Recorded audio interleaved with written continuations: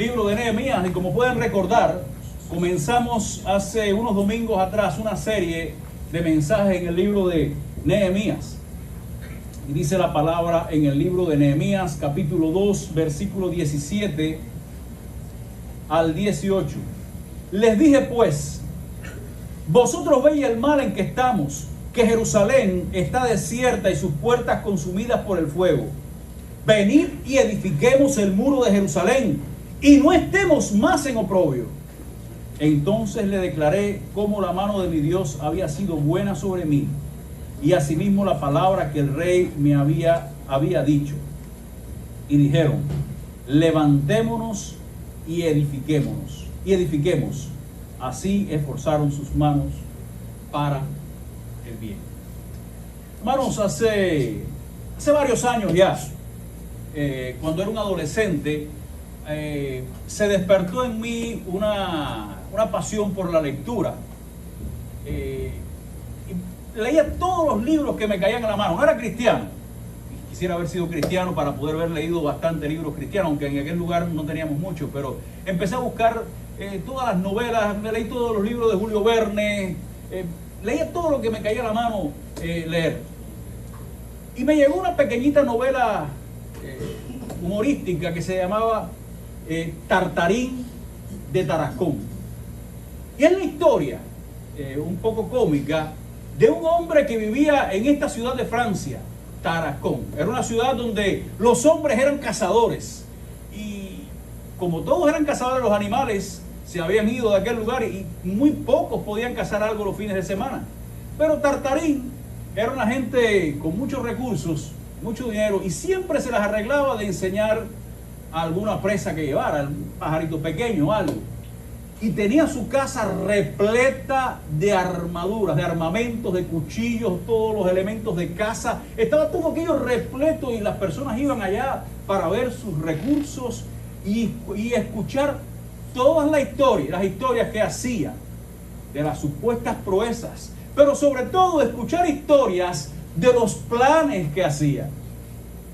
Y llegaban momentos y empezaba a hablar de que iba a ir a la India, que iba a rescatar una princesa y que se iba a fajar con los ladrones y con los bandidos. Y hacía muchos planes y decía, hasta que la gente se aburría porque el hombre estaba haciendo planes. Y cuando pasaba un tiempo, cambiaba la historia.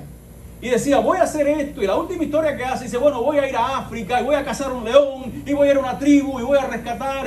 Y pasaba el tiempo y hacía las mismas historias y repetía los mismos cuentos y voy a ir y voy a preparar. Y el hombre se preparaba y tenía los mejores vestidos de casa, tenía el mejor armamento y se le decía a la gente, cuando vaya a África voy a llevar esto. Cuando vaya a África voy a vestir así. Cuando vaya voy a hacer. Y pasaba el tiempo y no hacía. Hasta que llegó un punto que la gente dijo, bueno, lleva tiempo diciendo. ¿Y cuándo va a hacer? Bueno, la historia continúa. Al final hizo algo, pero fue un desastre. Pero lo cierto es, hermanos, mientras yo pensaba en el mensaje de esta mañana, pensaba en esta historia, porque ciertamente hay muchos cristianos que son así. Muchos cristianos, hermanos, que estamos llenos de recursos. Vamos a la casa de ciertos hermanos y encontramos que están una loma de Biblias en una esquina, libros cristianos en otras.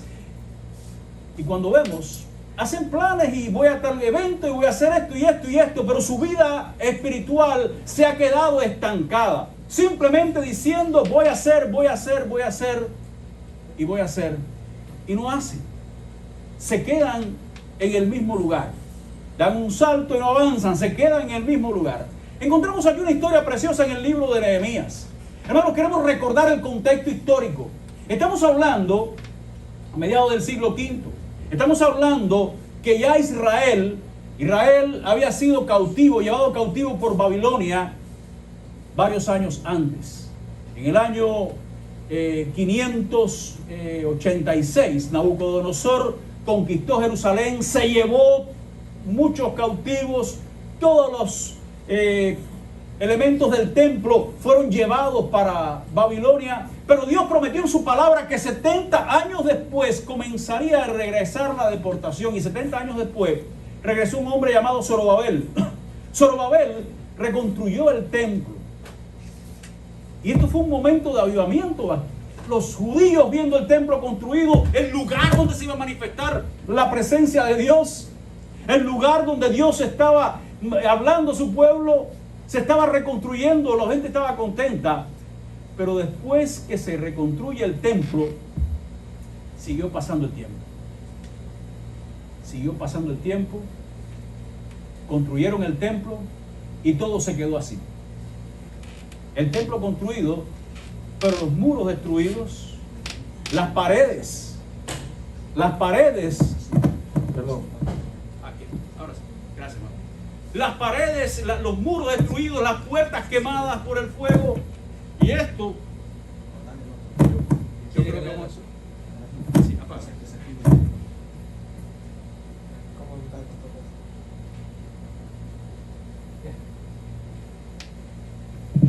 Gloria a Dios. Ahora sí. Hermanos, esta idea de vivir con los muros, las puertas destruidas. ¿Para qué usted hace un muro? ¿Para qué usted pone una puerta? Para que nadie entre, para tener seguridad. Eran el hazmerreír de su tiempo. Era el hazmerreír de todas las personas. Vivían en una humillación. Pero qué triste, porque habían pasado 90 años desde que se construyó el templo y simplemente se quedaron así. No hicieron más nada. Se habían acostumbrado a vivir en esa humillación. Se habían acostumbrado a vivir de esa manera. Ahora, hermano, quiero decirte algo. Tristemente, hay cristianos que se acostumbran a vivir en la mediocridad, en una vida mediocre espiritualmente hablando. Ustedes ven que hacen planes, pero nunca salen. Nunca salen de donde están. Pero, hermanos míos, aquí nos cuenta la historia que Dios levantó un hombre que se llamaba Nehemías. Y Nehemías hizo algo. ¿Recuerdan? En los mensajes anteriores hemos hablado de esto. Nehemías fue un hombre que su corazón estaba cargado por la condición espiritual del pueblo. Un hombre que se identificó por la necesidad del pueblo. Y un hombre que estuvo orando varios meses para que Dios hiciera un milagro. ¿Y saben qué? Dios hizo el milagro a través de Nehemías. Dios lo levanta. Y dice la palabra que Nehemías, después que se encontró con el rey, le habló, y la historia que vimos el domingo pasado, Nehemías puso manos a la obra. Nehemías no se quedó en los planes, Nehemías no se quedó en los sueños, en las ideas. Hay cristianos que son soñadores y piensan y voy a hacer y voy a hacer. Nehemías no se quedó así, sino que Nehemías puso manos a la obra. Pero es interesante porque Nehemías era la persona que menos necesitaba hacer eso. Nehemías estaba en un lugar de privilegio, era el copero del rey, era una persona que tenía recursos, que tenía influencia.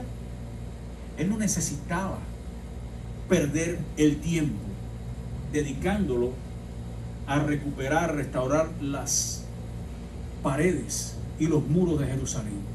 Pero ¿saben qué? A Nehemías no le importó, sino que Nehemías comenzó a dedicar lo más preciado que él tenía para la obra de Dios y por el bien de su pueblo. ¿Usted sabe cuál es el regalo más precioso que Dios nos ha dado después de la salvación? El tiempo. Déjame hacerte una pregunta. ¿A qué tú dedicas el tiempo? ¿A qué dedicas la mayor parte de tu tiempo? Porque el tiempo es un regalo que Dios nos ha dado. De hecho, cuando tú compras algo, ¿tú sabes con qué tú lo compras? Oye, pastor, yo lo compro con los dólares que yo me gano. Sí, tú lo compras con los dólares. Pero esos dólares, ¿dónde tú los buscaste? No trabajando. Esos dólares los buscaste invirtiendo el tiempo que Dios te da. De manera que cuando tú pagas algo, tú no lo estás pagando con dinero, lo estás pagando con el tiempo. Tú trabajaste todos los días 8 horas para tener ese dinero para poder obtener lo que tuviste. Trabajaste, dedicaste tiempo. Ahora bien, cualquier cosa se puede recuperar en este mundo, menos el tiempo. Tú puedes recuperar cualquier cosa. Se te perdieron los espejuelos, se te perdió el teléfono, se te perdió cualquier cosa. Tú lo puedes recuperar. Hay un dicho que dice que el tiempo perdido, hasta los condenados lo lloran. Pero ¿sabes qué hizo Nehemías?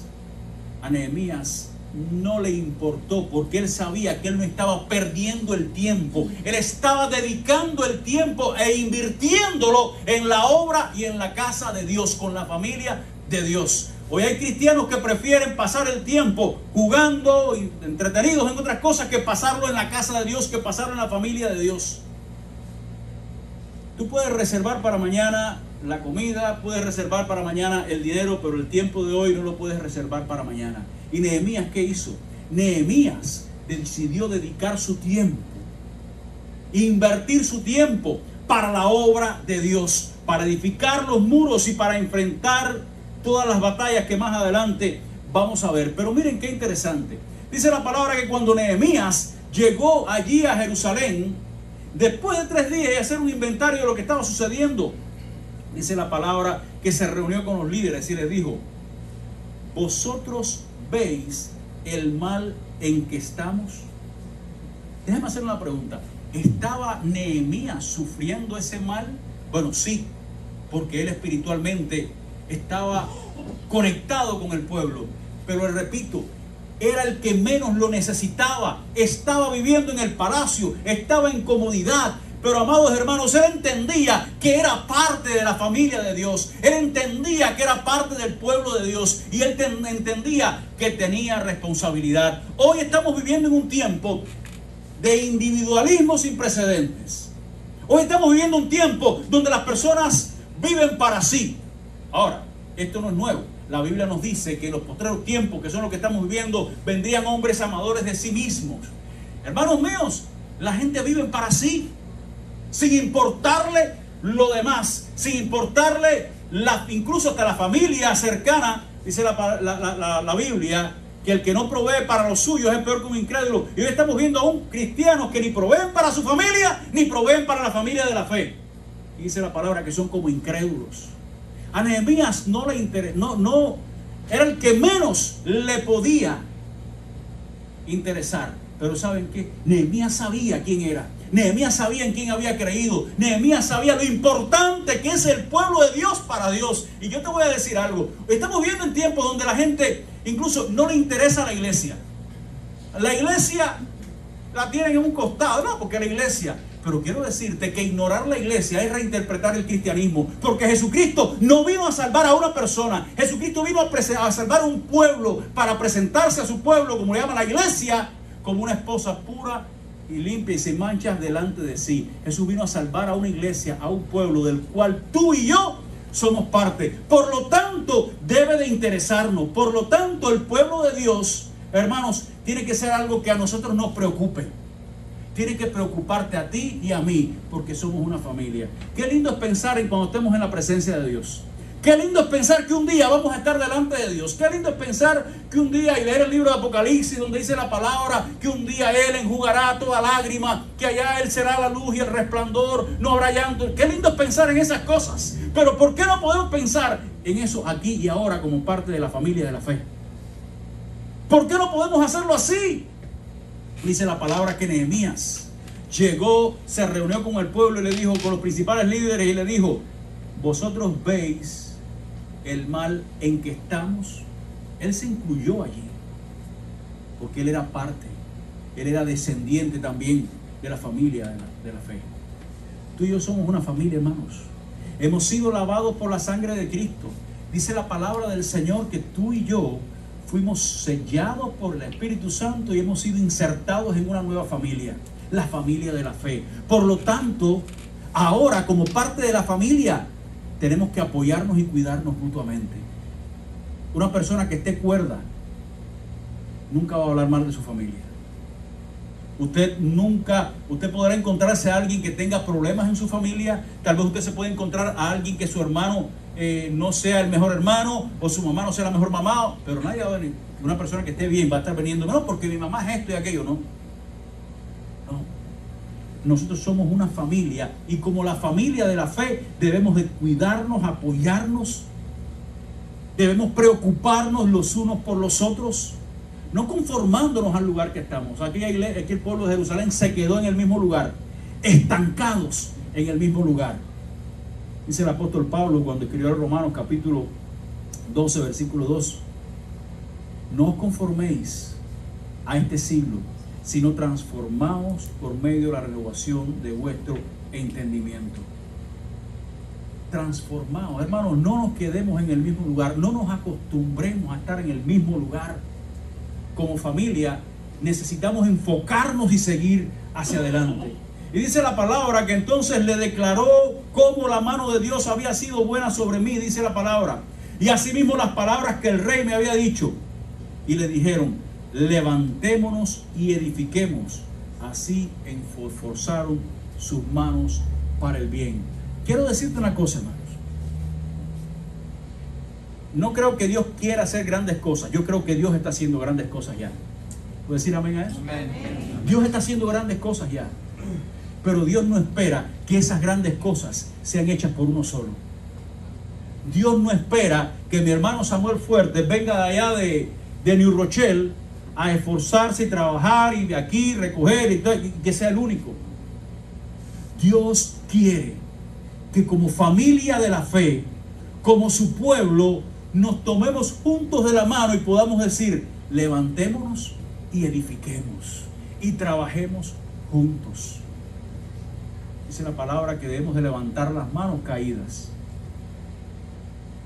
Cuando el apóstol Pablo escribió a los corintios, les dijo, examinaos a vosotros mismos. Yo creo, hermano, que son tiempos en que nosotros nos examinemos y examinemos nuestra fe. Porque si tu fe no está conectada a la iglesia, entonces tienes que analizar tu fe. Tenemos que analizar nuestra fe. Hermanos, estamos aprendiendo de Nehemías, un hombre que dejó a un lado su comodidad para servir a Dios. Un hombre que tomó el tiempo precioso que tenía para dedicarlo a Dios. Un hombre que fue y tuvo que enfrentar batallas muy fuertes, porque mira cómo dice la palabra. Pero cuando lo oyeron Sanbalat eronita, Tobías el siervo amonita y Gesén el árabe, hicieron escarnio de nosotros y nos despreciaron diciendo, ¿qué es esto que hacéis vosotros? ¿Os rebeláis contra el rey? Hermanos, cuando usted quiere hacer algo para Dios, entiende esto que te voy a decir. Cuando tú quieres hacer algo para Dios, siempre vas a encontrar oposición. Esto es bíblico. Cuando tú quieras consagrar tu vida, cuando tú quieras emprender algo para Dios, siempre vas a encontrar oposición. Usted va a encontrar que cuando Jesús sanó a algún enfermo, enseguida vinieron los fariseos. No, porque el sábado no se puede sanar. Cuando Jesús estaba enseñando, venían entonces a cuestionarlo. Siempre había una oposición diabólica. Cuando usted se dispone a servir a Dios, va a haber oposición. Pero recuerda algo. Mira cómo continúa diciendo Nehemías. En respuesta les dije, el Dios de los cielos, Él nos prosperará y nosotros sus siervos nos levantaremos y edificaremos, porque vosotros no tenéis parte, ni derecho, ni memoria en Jerusalén. Hermano mío, hermana mía, va a venir opresión, va a venir fuerza diabólica. Dice la palabra que no ignoremos las maquinaciones del diablo. El diablo es real, el diablo existe y él va a hacer lo posible para evitar que tú te consagres, para evitar que tú pongas manos a la obra, para evitar que tú des, para evitar que tú seas usado para la gloria del Señor. Él no va a hacer lo posible, pero recuerda, Él no tiene ni parte ni suerte en la obra de Dios. Eres tú el que eres salvo, eres tú el que eres parte de la familia. Tú tienes que pensar por ti. No te dejes engañar por el diablo. Miren, qué bienvenida recibió Nehemías. Yo me imagino que Nehemías venía contento. Yo voy para allá y vamos a construir el mismo. Y así estaba con tantos planes en su mente. Y apenas llega, lo primero que se encuentra es la oposición. Lo primero que se encuentra es el enemigo. Y te voy a decir, cuando te dispongas a servir, cuando te dispongas a salir del lugar donde estás, vas a encontrar la oposición diabólica que va a tratar de que tú no pongas manos a la obra. Y van a encontrar incluso dentro, y en unos días vamos a estar viendo, porque aún de dentro vino la oposición cuando se levantó Nehemías. Aún de dentro se levantaron personas que se querían evitar que Nehemías pudiera reconstruir, porque sabía que cuando se reconstruyeran los muros y las puertas, el estatus de Jerusalén iban a cambiar, iban a adquirir respeto, iban a adquirir autoridad, iban a adquirir seguridad. Muchas cosas iban a tener que no la tenían por una simple pared de piedras. Pero era necesario que salieran del lugar donde estaban, pusieran manos a la obra y fueran capaces de enfrentar la oposición. Bueno, dice la palabra claramente. El apóstol Pedro dice que Satanás está como león rugiente buscando a quien devorar. Hace unos meses atrás estuvimos predicando una serie de sermones sobre la armadura de Dios, la necesidad de prepararnos, porque el ataque, hermanos, es real. Y usted ahora se dispone, yo voy a dar tanto de ofrenda para el Señor. Enseguida va a venir, no, pero tienes que pagar esto, que si los biles, que si aquello, que si lo otro. Quiere decir, bueno, voy a hacer esto otro para el Señor. Enseguida va a venir la fuerza, no, porque el tiempo, que no sé qué, que trabajo, que esto, lo otro. Siempre van a haber objeciones.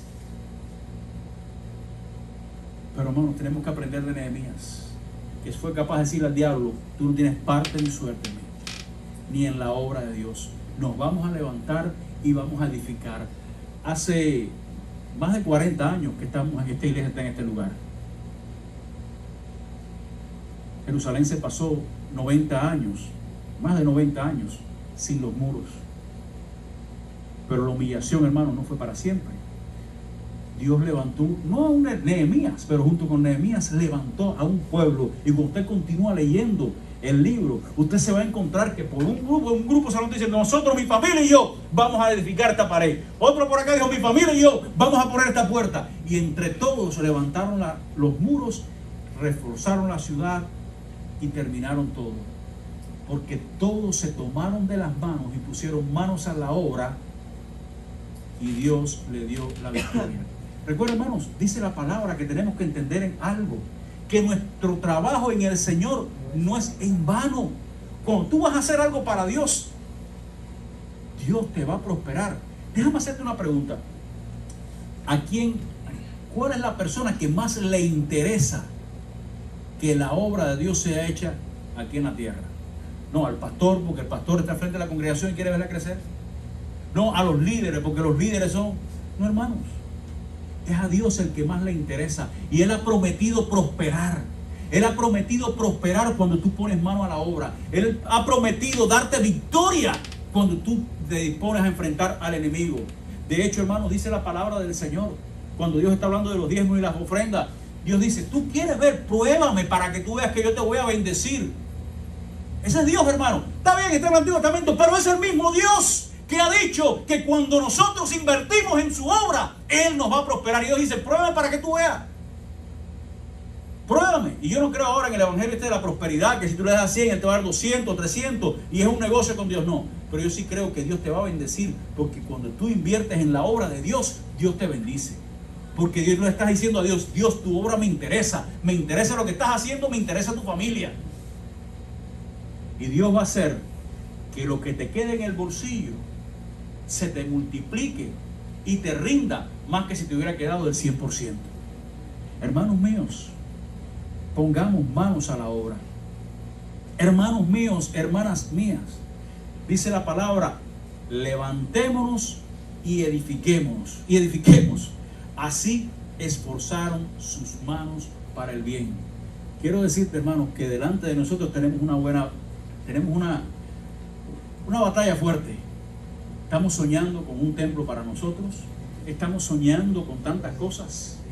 Pero yo creo que cuando el pueblo de Dios pone manos a la obra, aún hasta el diablo lo usa para proveerle a su iglesia. Hay una historia muy bonita que yo conté hace unos días. Una señora que pide oración porque no tenía comida. Tengo hambre, y era cristiana. Y un espiritista del barrio se enteró de que aquella señora estaba pidiendo y que no tenía comida. Y buscó a dos de sus secuaces y le dice, miren, le dio dinero y dice, compren bastante comida y llévenselo a esa señora para allá. Y cuando ella pregunte quién los manda, dígale que el diablo se los manda. Y aquellas personas fueron contentas y le entregaron la comida a aquella viejita. Y la viejita muy contenta, ay, gracias, gracias. Y fue a guardar las cosas. Y la gente dice, ¿y no vas a preguntar quién lo manda? Y dice, ¿para qué, mijito? Si cuando Dios manda, hasta el diablo obedece. Mis amados hermanos, Nehemías ni el pueblo tenían el dinero para hacerlo.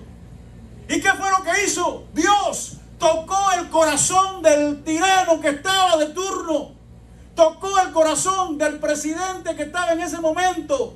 Y fue el presidente el que le dio la carta para que construyeran las paredes. Fue el presidente el que le dio una tarjeta de crédito para que fueran y sacaran toda la madera que necesitaran. Fue el presidente el que le dio cartas para que se le abrieran las puertas.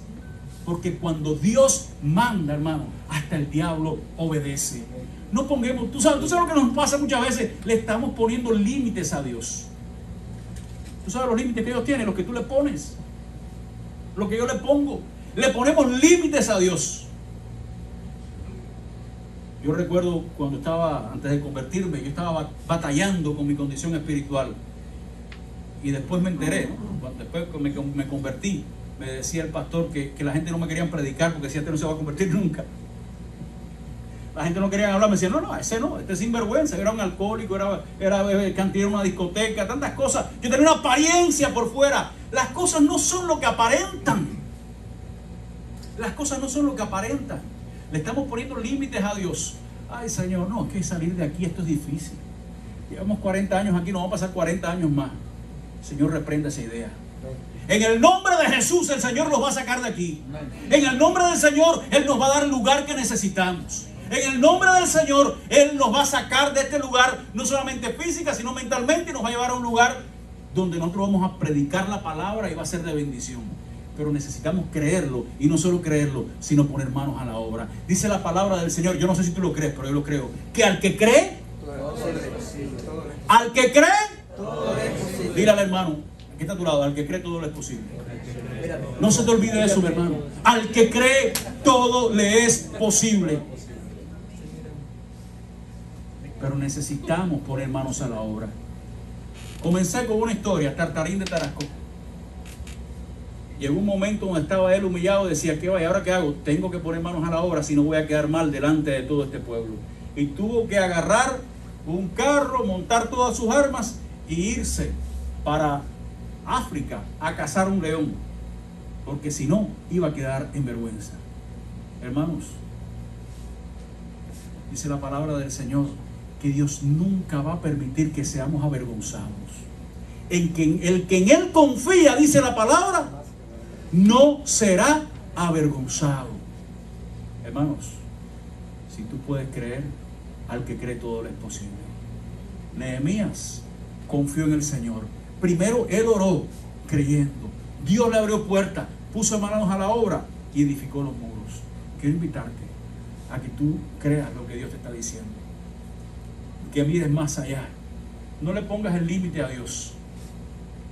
Si Dios quiere, este templo que está aquí va a ser de nosotros un día. No sé, a lo mejor a lo mejor sí, a lo mejor no, pero para Dios no hay nada imposible. Pongamos manos a la obra, hermanos. No nos quedemos de brazos cruzados. No nos preocupemos ahora porque si el hermano fulano, el hermano mengano no lo hace o lo hace, no te preocupes por eso. Si cada uno hace su parte, si cada uno pone manos a la obra, entonces la bendición de Dios se va a derramar sobre su pueblo.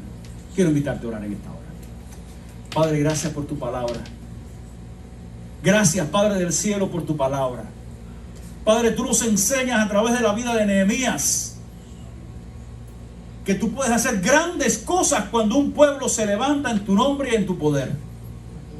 Tú nos enseñas en tu palabra que aún en medio de las batallas tú vas a llevar adelante a tu iglesia.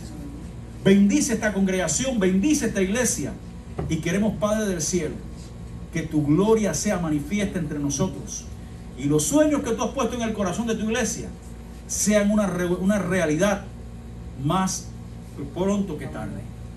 Padre, gloria a tu nombre, en el nombre de Jesús. Amén. Amén. Amén y amén. Hermanos, que el Señor les bendiga en esta mañana.